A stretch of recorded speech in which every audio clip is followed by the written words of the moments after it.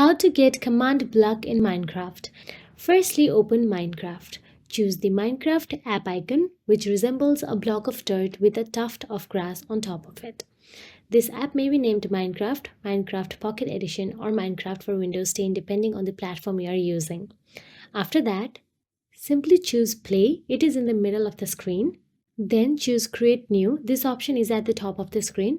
If you already have a creative Minecraft world with cheats enabled, select it, then skip to the Enter the Command Block command step. Then simply choose Generate Random. It's near the top of the screen.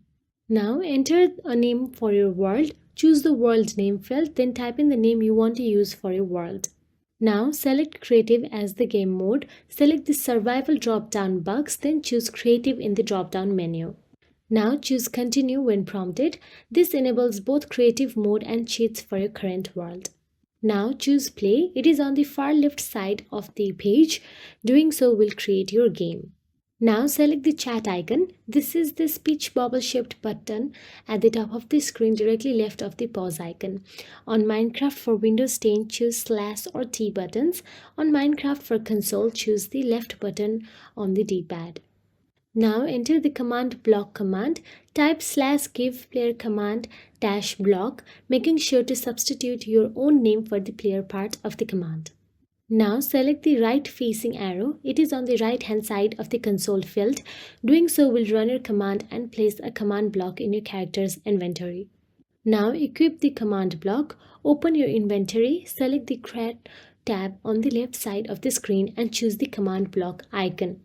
Place the command block on the ground. Tap the ground to do so. You can also press left trigger or right click to place the command block as well. Now tap the command block. This will open the command block.